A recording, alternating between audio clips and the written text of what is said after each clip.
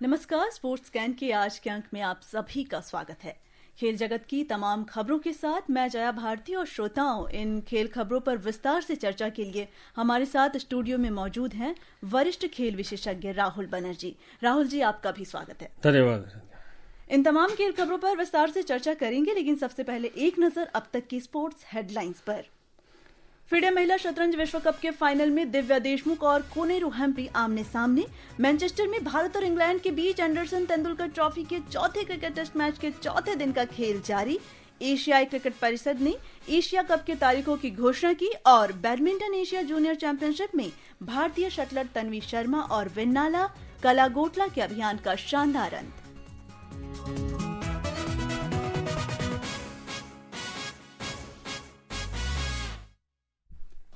Georgia में FIDE महिला शतरंज विश्व कप का फाइनल मुकाबला आज भारत की कोनेरू हम्पी और दिव्या देशमुख के बीच हो रहा है।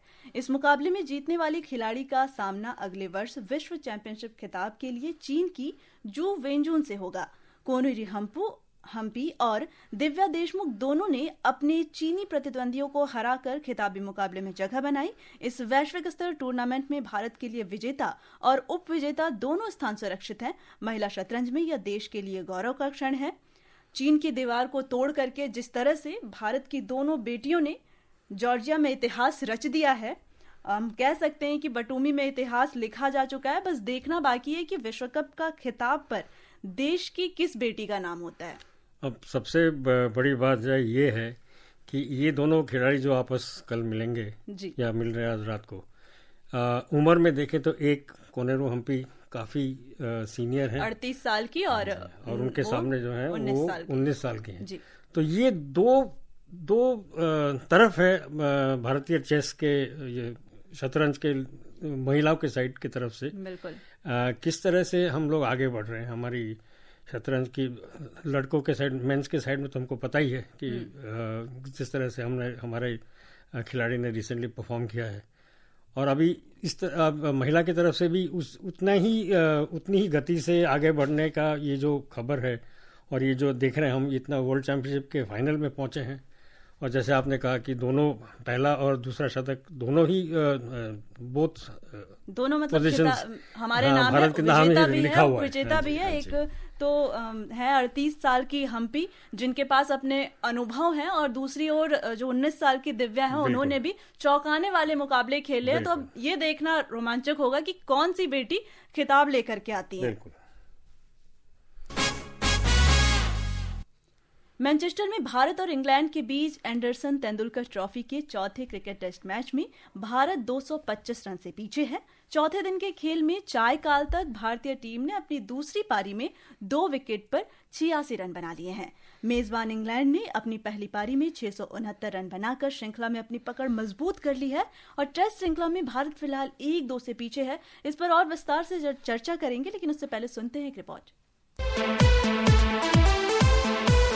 इंग्लैंड टेस्ट टीम के कप्तान बेन स्टोक्स ने ओल्ड ट्रैफर्ड में एक शानदार ऑलराउंड प्रदर्शन किया और टेस्ट इतिहास में सर गारफील्ड सोबर्स और जैक कैलिस के बाद करियर में 7000 रन और 200 विकेट लेने का कीर्तिमान हासिल किया। वे ऐसा करने वाले तीसरे ऑलराउंडर बन गए। इंग्लैंड के कप्तान ने अपने खास अंदाज में ये उपलब्धि हासिल की। उन्होंने चौथे दिन की शुरुआत ही एक छक्के के साथ की और फिर 141 रनों की शानदार पारी खेली। इस पारी ने टेस्ट में शतक लगाने का उनका 2 साल का इंतजार भी खत्म किया। इस पारी में बेन स्टोक्स, जो रूट के शतकों और सलामी बल्लेबाज बेन टकेट और जैक क्रॉली के अर्धशतकों ने अहम भूमिका निभाई, जिसकी बदौलत मेजबान इंग्लैंड ने 669 रनों का स्कोर खड़ा किया। यह टेस्ट क्रिकेट में इंग्लैंड का 5वां सबसे बड़ा स्कोर है। ओल्ड ट्रैफर्ड में यह इंग्लैंड का अब तक का सर्वोच्च पारी स्कोर भी था। इससे पहले टेस्ट का तीसरा दिन इंग्लैंड के लिए कई उपलब्धियों से भरा रहा। जो रूट सर्वकालिक टेस्ट रन बनाने वालों की सूची में राहुल द्रविड़, जैक कैलिस और रिकी पॉन्टिंग को पीछे छोड़ते हुए दूसरे स्थान पर पहुंच गए। 13,409 रनों के साथ वह अब केवल सचिन तेंदुलकर के 15,921 रनों के विशाल रिकॉर्ड से पीछे हैं। Prashant Kumar, sports scan.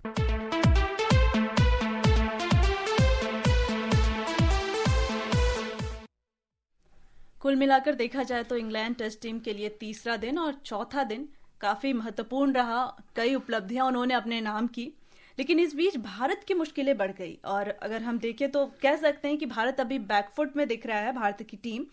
तो ऐसे में भारत की क्या रणनीति होगी? क्या वह मैच ड्रॉ कराने की कोशिश करेगा या फिर पलटवार करेगा? अब देखिए, हम लोग अभी ये जो मैच पहुंचा है चौथे दिन का, आखिर के 2 घंटे हैं और कल 5वां दिन है। अब पिच लगातार काफ़ी घिसता जा रहा है जी। तो ऑलरेडी हमने देखा इस पिच में काफ़ी जान है, और बेन स्टोक्स ने करके देखा, 6 विकेट उन्होंने पहले पारी में निकाली, तो जान है विकेट में और घटता जाएगा। अब उनके स्पिनर जो है वो भी आएंगे वापस। लियम लॉसन पहले ऑलरेडी फर्स्ट इनिंग्स में उन्होंने दिखा चुका है कि हमारे 2-3 इंपॉर्टेंट बल्लेबाजों को उन्होंने निकाला जी। तो मुश्किल होगा बचना। एट द सेम टाइम अभी कप्तान और राहुल द्रविड़ जो इस टीम के सबसे अनुभवी खिलाड़ी हैं वो अभी क्रीज में हैं। किसी तरह आज अगर कल तक निकाल दें बिना और विकेट खोए, फिर आज शाम को बैठ के प्लान कर सकेंगे कि कैसे हम आगे खींच सकते हैं, क्योंकि इस मैच को जीतना तो मुश्किल है। किसी तरह अगर ड्रॉ कर पाए इस गेम को जी, और सीरीज को आखिर वाले मैच में ले जाएं, to level it, to draw the series, वो बहुत बड़ी बात होगी, बहुत बड़ा एक मेरे ख्याल से एक अचीवमेंट होगा अगर यहाँ से ड्रॉ करके निकले।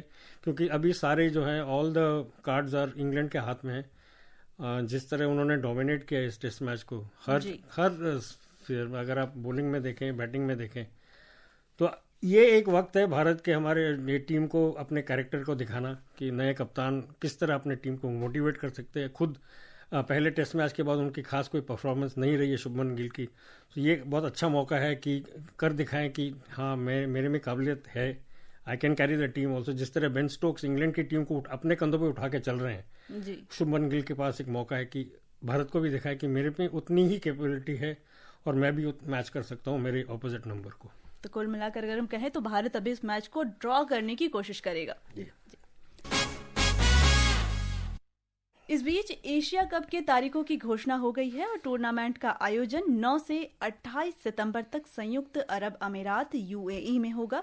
एशियाई क्रिकेट परिषद एसीसी के अध्यक्ष मोहसिन नकवी ने सोशल मीडिया पोस्ट में इसकी जानकारी दी।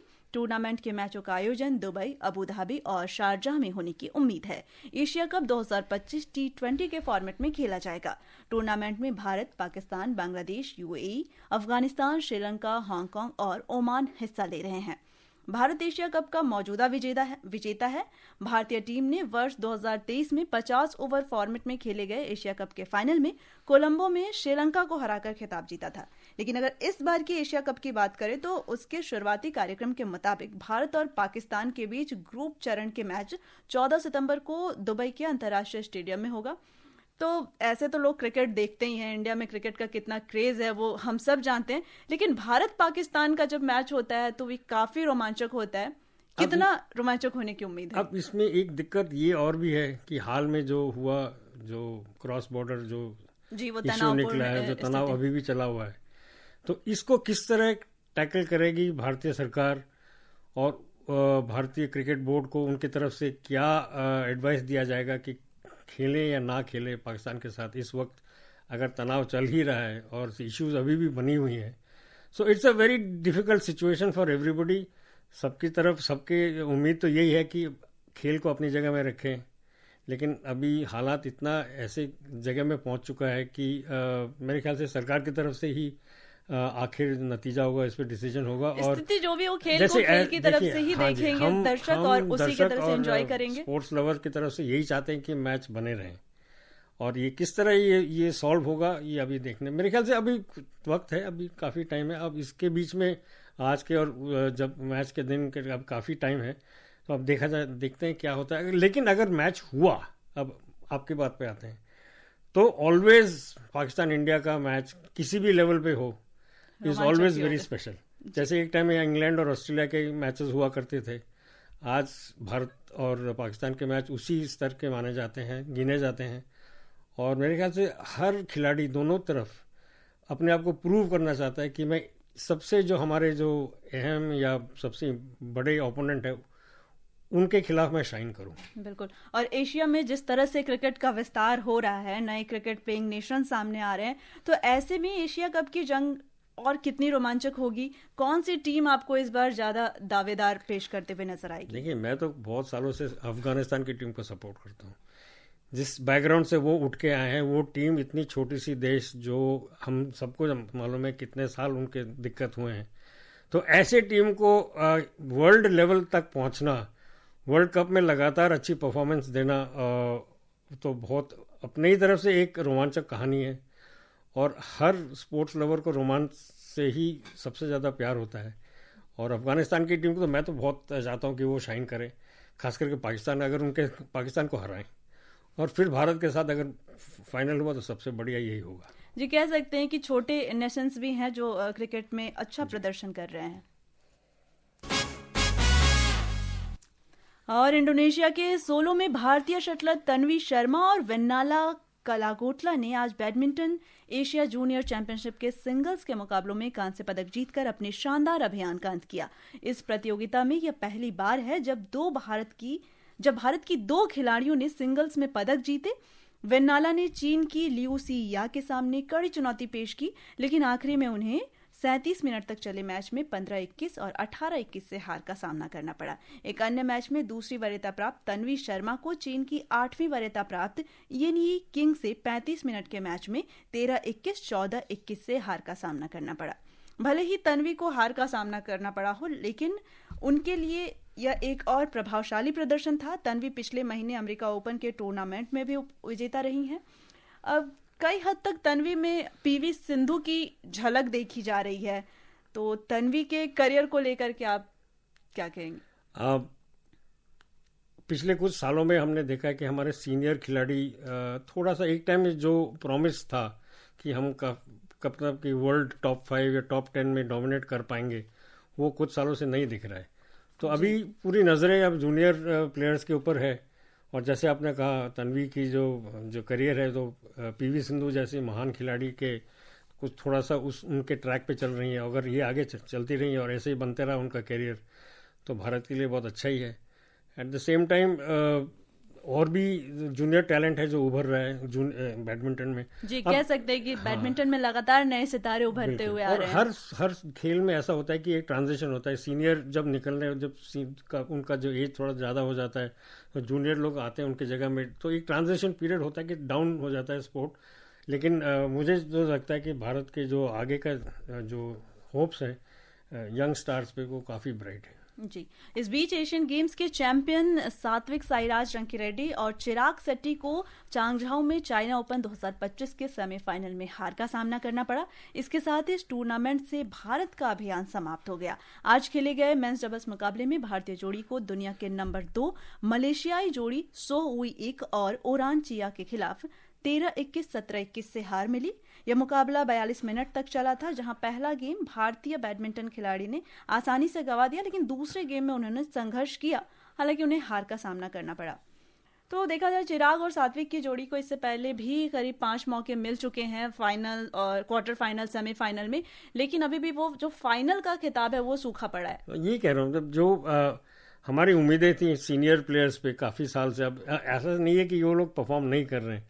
बहुत ब्रिलियंट परफॉर्मेंसेस उन्होंने दी हैं, लेकिन कहीं जाके लास्ट के, जैसे आपने कहा, लास्ट के स्तर में या तो अटक हो जाता है या हिचक जाते हैं या हार जाते हैं। तो ये अब उम्मीद थोड़ी थोड़ी हम जो देख रहे हैं हटनी शुरू हुई है सीनियर प्लेयर से और जूनियर्स की तरफ जा रही हैं, और जूनियर्स में जिस तरह से टैलेंट उभर रहा है, मेरे ख्याल से कुछ ही सालों में हम लोग के जो अभी सीनियर गुजर रहे हैं उनकी जगह में हम लोग को देखने को मिलेगा। भारत की हाफ मैराथन में बड़ी उपस्थिति आज विश्वविद्यालय खेलों में निराशाजनक रही, क्योंकि पुरुष और महिला वर्ग में 10 धावकों में से कोई भी पोडियम पर जगह नहीं बना पाया। हालांकि कुछ धावकों ने व्यक्तिगत सर्वश्रेष्ठ प्रदर्शन दर्ज किए, लेकिन वे भी पदक जीतने से चूक गए।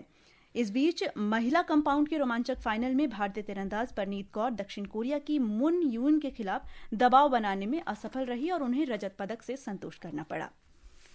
श्रोताओं, अब समय हो गया है आप सभी से विदा लेने का। कल इसी समय फिर मुलाकात होगी खेल जगत की तमाम खबरों के साथ। राहुल जी, आप हमारे स्टूडियो में आए और खेल खबरों पर हमसे बात की, इसके लिए आपका धन्यवाद। Thank you. और श्रोताओं, इसी के साथ मुझे और स्पोर्ट्स स्कैन की पूरी टीम को अनुमति दीजिए। नमस्कार।